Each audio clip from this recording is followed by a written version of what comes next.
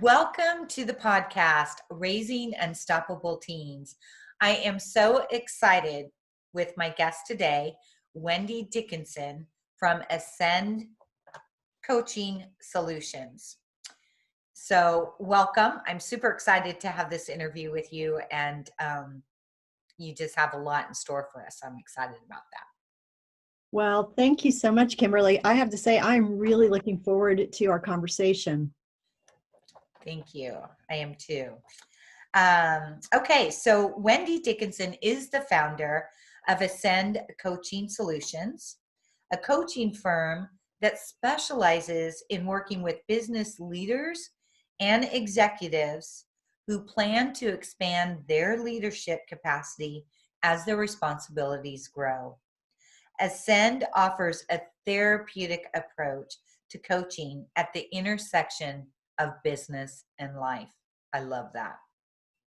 Ascend Coaching Solution offers an expert in organizational culture within family, business, and volunteer settings, improving relationships to increase impact, value, and profits to potential investors, future prospects, and strategic partners by implementing best practices in the systems and processes of communication, culture creation, and team building. I love this. Raised with small business in her blood, Wendy hails from a family of entrepreneurs. So let's welcome Wendy once again to the show. Yay! I'm so grateful you're here. Thanks. It's my pleasure. I've been really looking forward to this. Nice. So, okay, well, to get started, one of my questions is there's a lot of fear out there right now, obviously, with COVID-19, and it's scary. So scary for adults, it's scary for parents, it's scary for our teens and our kids. So how can parents show up as their best selves during this time? You know, Kimberly, I think to start, it's not trying to be perfect, right? Trying to be our best selves, doing our best. And it's about progress. It's about showing up. It's not about perfection. And I'd like to encourage parents to really try to take that 30,000-foot view of taking a look at how they can best lead their families through the change, to model adapting to the changes that are happening in the world right now, and then to take that time to debrief or process what those changes mean, not only for the teenager or the quote unquote kids in the family, but also for the adults, right? And then what it means to them as a family, as a unit. And again, it's about learning together, learning in community as a cohort. Yeah. I love that. I love that. That's very well stated. So, can you give like an example of a parent, like an example of adapting to change and role modeling that, and how you would, help your teen to adapt to this transitory time? Yeah, actually, I wish I could say that I didn't have any examples of this, but I think that, again, I want to state that all parents are well-meaning, right? We intend, our intentions are the best, but we don't always consider what we want the outcome to be.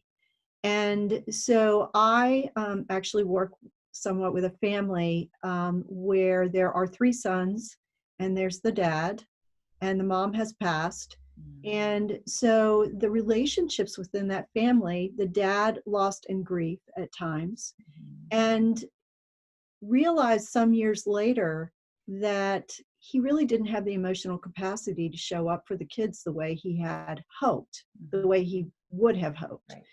And what happened was that he then realized that the boys, and that's how he refers to them, really took care of him and not he, the dad, leading them.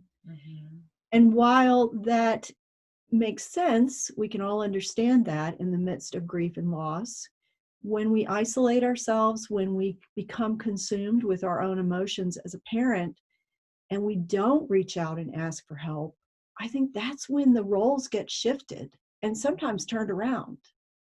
And Mhm. while we all can learn things from those experiences, I think we could also find reason to believe that there was another way that the situation could have been handled where the sons didn't feel so much responsibility for the dad. Right, right. Yeah, that's a very, very good example and a good point. And just really the messaging, because I believe we all need support Mhm. and um, want to be connected. Yeah, And with all of that, that is having the courage to be vulnerable and to seek out support that we need. And it still comes back to, um, I hate to use that cliche, but filling our own cups up so that yeah, we can pour more out. And I think that's a great example, is that when, even as adults, when we're going through a tough time, and if we don't seek out other support and we're withdrawing, we're not we're not replenishing. Nothing's getting replenished, and there's mm. very little to offer. Um, And other that's and then that's what we're modeling, right? So then right, we're modeling to our kids when we as adults are in trouble, we just suck it up and we don't reach out. We're going to armor up. yeah, And by the way, you just have to muddle through. And mhm, again, the idea is not to do it perfectly. mhm, So even if we mess it up, mhm, if we're able to say to our kids, okay, I'm going to try this. mhm, So I'm going to go back to my example. I'm going to try getting some help, right? I'm going to try getting some help. I don't want to, I don't feel like it, but I think it's the right thing to do. I'm going to try it. And then if it did happen to help, or even if it didn't, to be able to circle back to the kids and say, okay, this is what I tried, and this is what my experience was, and this is what I feel about it now. I love that. Right? So Yes. again, it's not about a particular outcome. It's about modeling what are my resources and what kind of learning can I curate from that experience? Absolutely. And for me, I feel like the role modeling is such a more impactful, influential, more powerful messaging than any of our words anyway. Mhm. And I love the fact that this is also like just, it was just brilliant. Like even if the support didn't work out for the person, you're role modeling, getting Yeah. support, you're role modeling trying something with self-care, you're opening up that communication with your kids and teens so that you're helping them to be able to think through things, right? Because they're watching you. Yeah. And there's ownership in that. Like Mhm. it's okay if it didn't work out and then we try something else.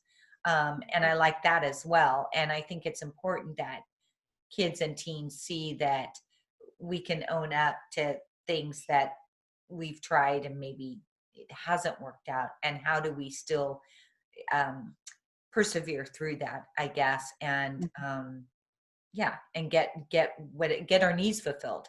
Mhm. And Mhm. that's what we would wish for our teens, right? We want them to be able Yes. to get their needs and desires met as well. So I Right. love that. Yeah. Okay, so I have some other questions here. Um,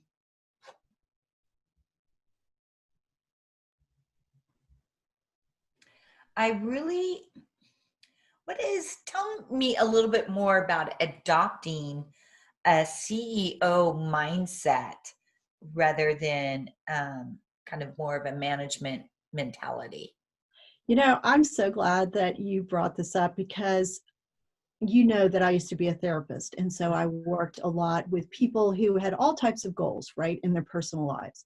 Mhm. And now I'm a business coach and I've been able to marry those skills. And it's so interesting, especially when you look at who we are in our families is really who we are in our businesses. And so I was working with a client last year whose daughter, incidentally, works for her in her business. And she talked about having these big, great goals, totally achievable, doable goals for her business. And yet found herself spending so much time in the day-to-day operations in the minutia of the business. And so really had not a chance to work on the business because she was so busy working in the trenches of the business. Mm-hmm. And what we started looking at was keeping track of the number of times, Kimberly, that she was adopting that managerial mentality versus a CEO mindset. And for us, and what I'd like to really encourage your listeners to think about is, where as parents are we stuck down in the driving the carpool, making the lunch, cutting the grass, paying the bills? Mm-hmm. My gosh, how much screen time, kid, have you had today? Oh my gosh, who drank all of the milk? Don't you know that we, are practically paying a fortune for a gallon of milk right now, if we can even find one, kind of thing. Right. Yeah, right. And instead, take ourselves as much as we can out of that minutia and really take a look and say, all right, when is the next time probably I'm going to have 2 to 3 to 4 weeks of this kind of time with my kids? And what would I like for them and for me as a parent to walk away with at the end? So getting back to, what's the vision? Mm-hmm. What's the vision for that time?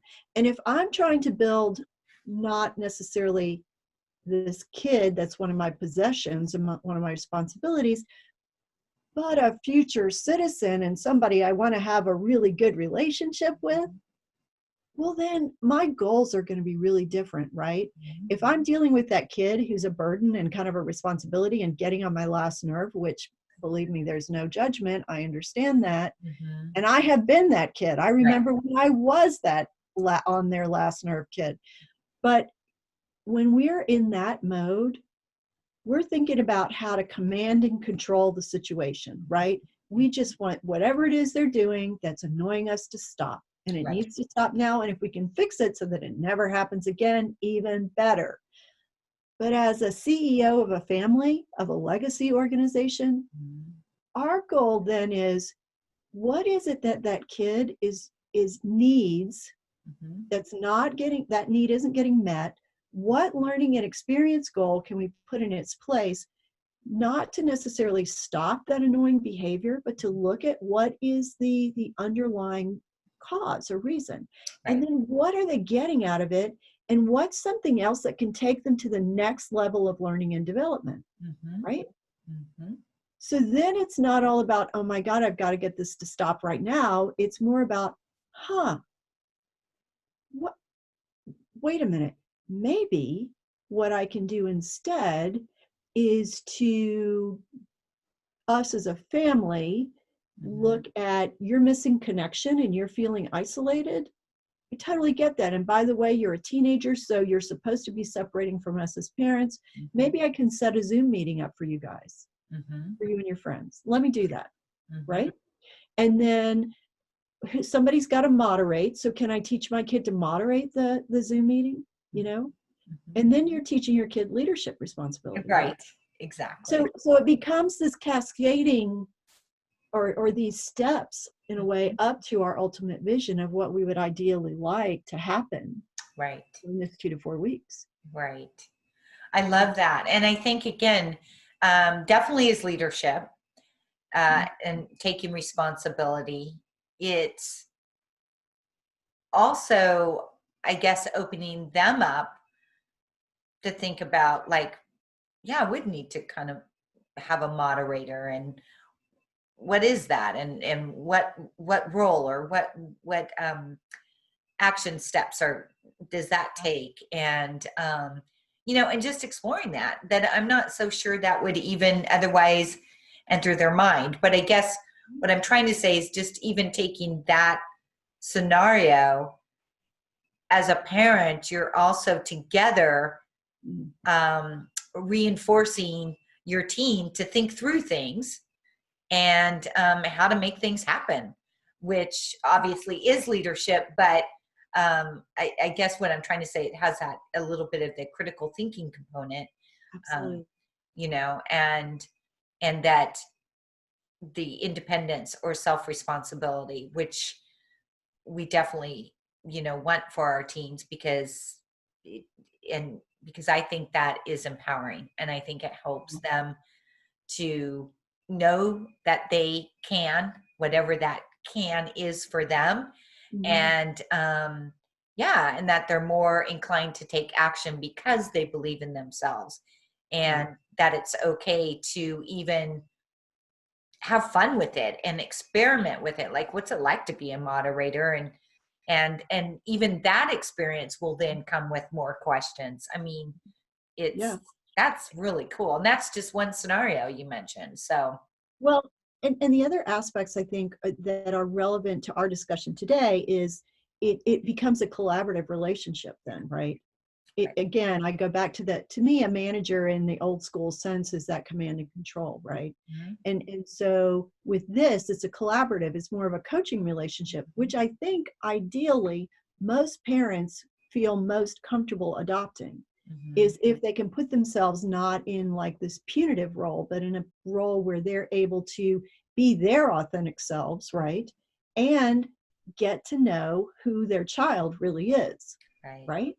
Right. And so I think that then leads to a topic about radical transparency. Mhm. So then to be able as parents, and I know you and I right now are having this interview during a time where our country is under a great deal of stress. Mhm. The world is, for that matter. And Absolutely. so with this situation of radical transparency, if you have teenagers or people who are even in their early 20s, they don't necessarily have the tools to be able to process how they themselves are feeling. And so going back to modeling, so if we as the parents of adult or almost adult children can model by saying, again, not doing it perfectly, but oh my gosh, it is hella hard to be an adult right now. I am so concerned about what's going on. Mhm. Then the kid's like, oh, I guess it's okay to be worried because, by the way, mom and dad, this scares me to death, kind of thing, Exactly. right? Yeah. So then it becomes an opportunity to process. No Right. one has to fix the other person. No one has to take responsibility for the other person's feelings. But we can also say, yeah, maybe we all need a break from the news tonight, Mhm.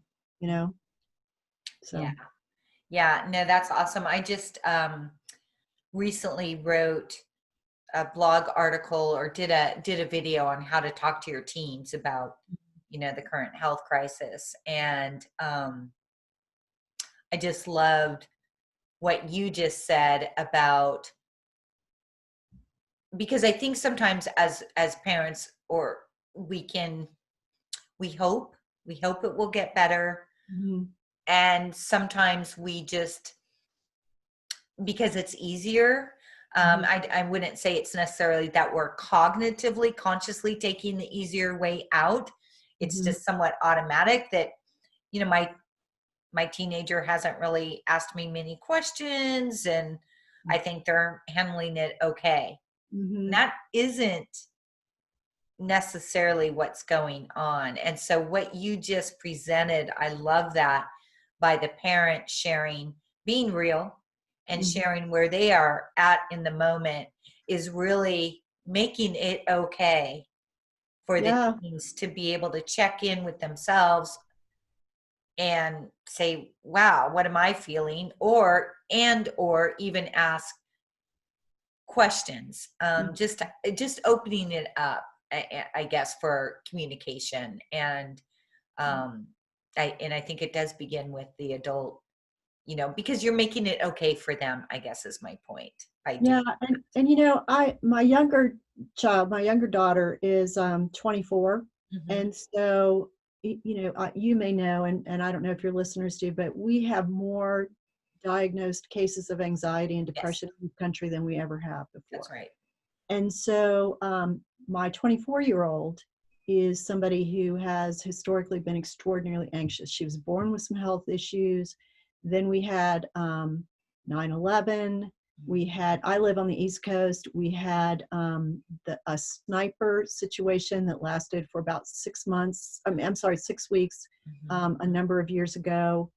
A person that was going up and down our main highway system, pulling off and shooting people Wow. with a long range rifle. And so there was that. Then we had a horrendous hurricane that knocked out power for 2 weeks. All of this happened when this whole generation in my area were in basically elementary school and preschool. And so they went from lockdowns to no power to 9/11. I mean, all of these weird things, right, that we had not experienced before. And so one of the things that I learned from that was that there was no way, even as a therapist, there was no way I was going to be able to be all that my child needed, right? I needed help to help her. And so I felt like I would, in a way, it was nice because everybody felt overwhelmed by what was going on.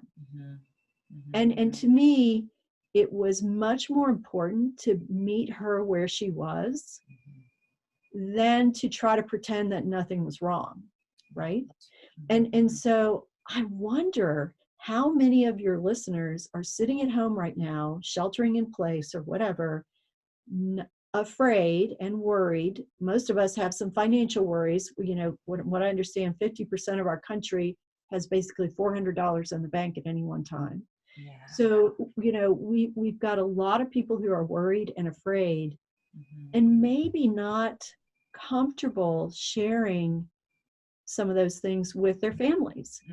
And I would like for them to at least consider, after listening to our conversation today, of how much good could come from the kids having an understanding that there are things that you as a parent are worried about. Right. And that you don't have all the answers. But Right. you're trying to find the answers. Right. And it takes time. Absolutely.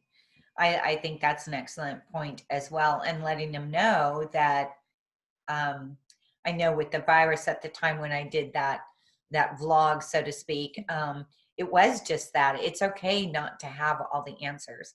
Right. It's okay to let your teen know that you don't have all the answers, and just let them know that as things get updated, that you'll share those updates with them if they need to know those updates, Yeah, but here's the other thing that I don't think we always understand is that we as adults and our kids, when we're stressed like that, it's hard to focus. It's hard Yes. to be motivated. It's hard to sleep. Yes. It's hard to, and especially not having our normal routine. And so we almost have to give ourselves, but also our kids, the grace to say, okay, what can I do today? What can I do in this hour? And in what ways do I really need to extend to myself an understanding that I've really done all that I can? Yeah. Beautiful. Thank you. Yeah. Okay, so we have a few more minutes. There's so many juicy questions here. Maybe you touched on this, but where do you see the opportunities for parents in this crisis? I mean, you brought up a few of them, and just really opening up really an opportunity for closer bonding and more open communication, and helping your teens or in children to feel some sense of safety in the family unit. But are there other opportunities that you see that we might be missing? I do. One of the biggest opportunities, I think, is that we can really let go of who we had hoped our kids would be and really see them for who they are, right? One of the things that the research is showing us, and it showed up in corporate America, and I think it's equally true in our families, that it doesn't do to invest a lot of our resources, be it energy or money or time, into our quote unquote weaknesses. But we get a huge return on investment if we invest in our strengths. So if we're able to see our kids as they really are, for the gifts that they have brought into the world and the strengths that they carry, then we've got an opportunity to really find out. Number one, be curious, right? Because we might think we know what those things are, but we don't always, right?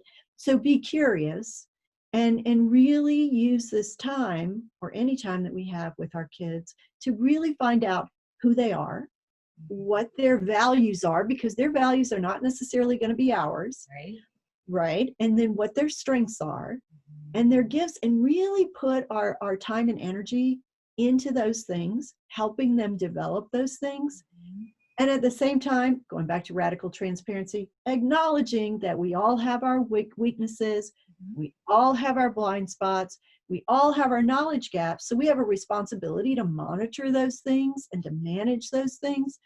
But going back to that CEO mindset, if we go back to the CEO mindset, then our return on investment is on our strengths and our gifts. And that's where we need to put our money and our time. That is so well stated.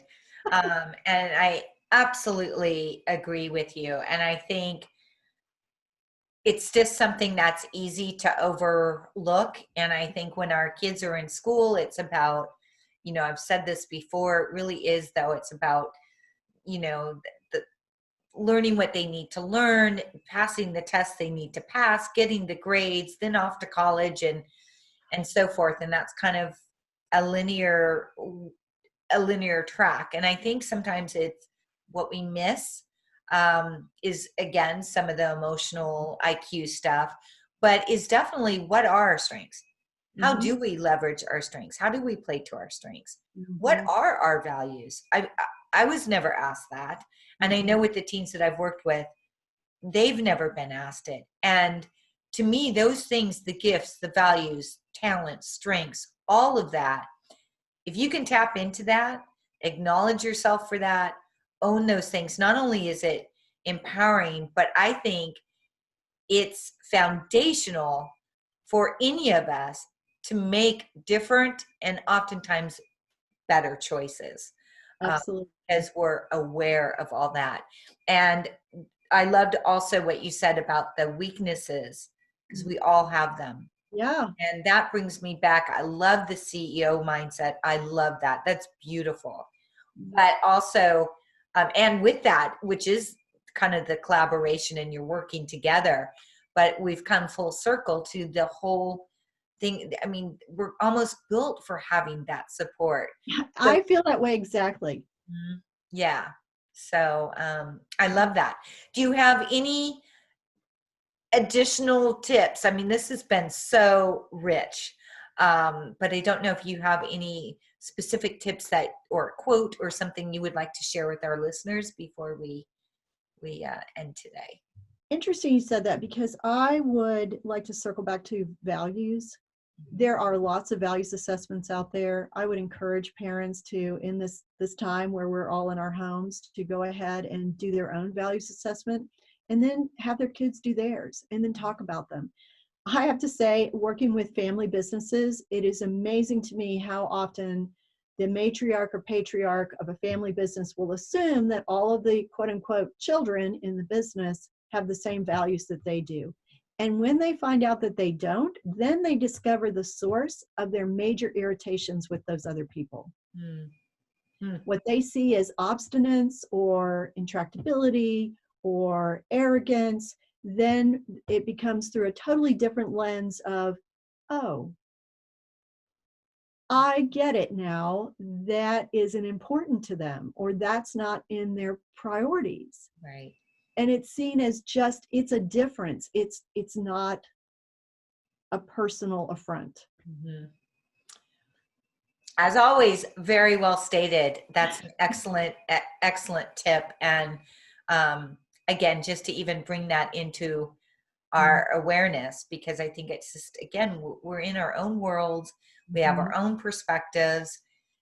And that's kind of our baseline of how we're judging someone else. And it's so easy to make kind of a blanket statement. They're being obstinate, as opposed to, they don't see it the same way. And I also think that that's a great, love what you do with the family businesses, even bringing that into their awareness and having them kind of work on that, because it also, I think, allows for more creativity, because we're not stuck in our judgment, and if we see that our teenager has that it's not being stubborn, it's just not a priority, and they have a different value, then again, how can we use that? How can that be expressed? And they will probably be the first to be creative with how to do that and be somewhat innovative. And Mhm. I don't know, that's really huge what you just said. That's so valuable. So thank you for that. Yes. Yeah, and you have your website, which I would like for you to give us your website link. And also, you have an amazing free gift for our listeners, too. So if you could just mention about that as well. I sure could. So my website is www.ascendcoachingsolutions.com. And then I have a gift, and it is parenting business, everyday tactics, 4 tactics that I would encourage your listeners to incorporate into their family leadership. Mhm, mhm. Yeah. Thank you. And your website, once again, is? Ascendcoachingsolutions.com. Okay, nice. And Wendy's website link, as well as her free gift, how to get that, will be in the show notes of this podcast episode. And I have seen that gift, and it's beautifully done. And I don't know, I just felt like those tips were poignant and profound and yet simple. Mhm. So, which I love. I want people to be able to do it, right? Not have to, Exactly. yeah. Exactly. Where you get transformation and without standing in our own way. So with simplicity, so, and clarity actually too. So, well, thank you so very much for taking time out of your busy schedule to be on the show and to share all this valuable information and your expertise with our listeners. Again, it's just been delightful to have you on the show. So thank you. Thank you so much. It has absolutely been my pleasure, and I'm wishing you all the very best. Thank you.